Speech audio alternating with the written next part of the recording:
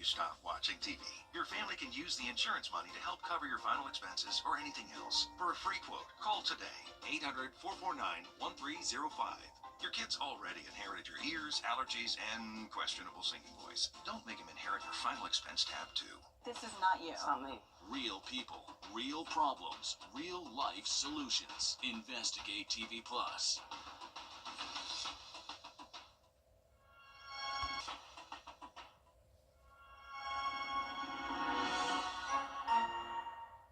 Parker's Kitchen is my new daily coffee stop. Gourmet beans are freshly ground for every cup. Get your own cup of great tasting, freshly brewed coffee at Parker's Kitchen. Live from Augusta, you're watching News 12, live at 5. Good evening, I'm Meredith Anderson. Tonight, Augusta mourns the loss of one of its leaders. Former Commissioner John Clark has passed away from respiratory failure. He served as a voice for Augusta for 4 years, from 2018 to 2022. Current and former commissioners, Richmond County deputies, the Marshal's Office, and more, sharing their memories and condolences tonight. Your city government reporter, Sydney Hood, joins us live at 5 from the newsroom. And Sydney, it really is hard to overstate Clark's impact in Augusta. Whether you worked with him, learned from him, or just had a casual conversation with him, everyone has a John Clark story.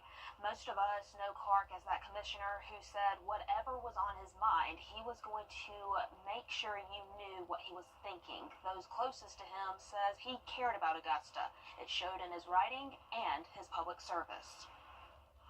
I'll say this, John Clark was larger-than-life personality. I want to say that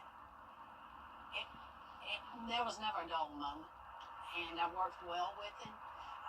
I'd say he definitely was an ally on the commission. He and I were able to serve 2 years together.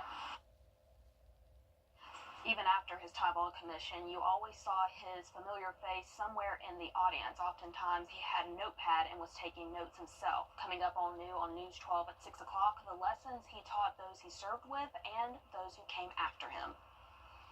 All right, thank you for that update, Sydney. And on a personal note, he always spoke to us, the good, the bad, the ugly. It was refreshing with someone in public service, and we will miss him. We are learning more about an investigation at Evans High School tonight into an alleged inappropriate relationship between a staff member and former student. The school has fired Barrett Davis, a teacher and a coach at the school. School leaders aren't saying much about what happened, but in a letter today, they did name Davis as the subject of this ongoing investigation. They did not name him in a previous letter. They also told parents today Davis is no longer employed by Columbia County Schools. We'll take a look at our radar network. We are dry again today as high pressure is in control. It's a little less breezy out there, thankfully, and it's been another warm day. Richmond County deputies are still looking for this missing teenager tonight. Take a good look. We first reported her disappearance almost 2 weeks ago. Deputies say Emma Caldwell was last seen January 15th, leaving her home on Barlow Road. They say she might be heading to Columbia County. If you have any information, if you think you've seen Emma, give the Richmond County Sheriff's Office a call. Sandersville officers are investigating a man's death tonight. The police department says they arrived at a home Monday on Temple Drive to find an unconscious man on the ground. He was pronounced dead in the home and identified as Grady Smith. Officers say there was no sign Smith was assaulted. They say the investigation, though, is to rule out any possible foul play because of the circumstances. He's been taken to the GBI crime lab for his autopsy. The trial continued for former Brunswick District Attorney Jackie Johnson today. A key witness testified on Johnson's communications with the Glenn County Police Department. The prosecution argues she told police to not arrest Travis McMichael, one of the men who was later convicted for Ahmaud Arbery's murder. They also say she asked for advice from a neighboring county's DA before recommending him take over the case. Today, the assistant chief was asked how much weight the opinion of the district attorney's office carries in an investigation.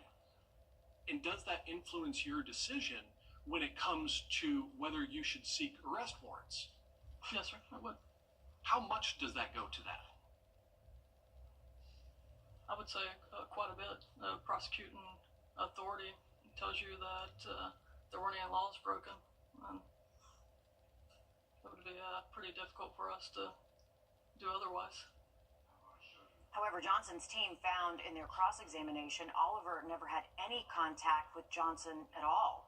Others called to the stand today included people involved in Johnson's recusal process. South Carolina lawmakers are considering new social media rules for minors. The South Carolina Social Media Regulation Act would require age verification for users, as well as parental consent for minors to create accounts. It would also give parents access to the account settings, privacy controls, and screen time limits. We're aware of the fact there's a similar bill has been filed in the Senate.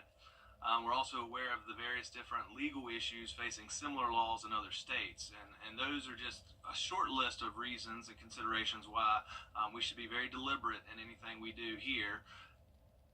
The bill also limits the amount of personal information collected from minors and prevents adults from messaging them, unless, of course, they're already connected. Targeted ads would be restricted as well. If passed, the state attorney general would be responsible for enforcing it. It also opens the door for users to sue companies that violate the law. A push to reinstate South Carolina's private school voucher program could clear a major hurdle at the State House as early as tonight. Right now, senators are heading toward the finish line on their debate on a bill that would give certain families state dollars to send their kids to private schools. Republicans are attempting to reinstate it after the South Carolina Supreme Court ruled last year that type of spending is illegal. They're trying to get around that ruling by funding this program with lottery revenue instead of taxpayer dollars from the state's general fund. Governor Henry McMaster urged lawmakers to get this bill to his desk so he could sign it in his State of the State last night. Parents, not school attendance lines, should determine the education that best suits their child's unique needs. At full implementation, students would be eligible if their family's income was less than 400% of the federal poverty line, around $125,000 for a family of four. The safety of your car, it is an important factor when driving. We'll look at how Georgia ranks in the country for call recalls and how many people are fixing them. After this, Riley. Well, heading into tomorrow, it's going to get windy and then a little bit wetter across the region, possibly seeing some storms as we close out our Friday. I have an update on the forecast just after the break. Time and Temp, brought to you by your First Alert weather team. The Bojangles chicken right time of year 61 degrees, so we are going to stay above that for the next 7 to 10 days. How about this? So for your 7-day forecast, we are expecting more of a spring-like outlook and looking good for old Punxsutawney Phil on Sunday. All right, we like to hear that. Thanks for that, Riley. 61 degrees, so we are going to stay above that for the next 7 to 10 days. How about this? So for your 7-day forecast, we are expecting more of a spring-like outlook and looking good for old Punxsutawney Phil on Sunday. All right, we like to hear that. Thanks for that, Riley.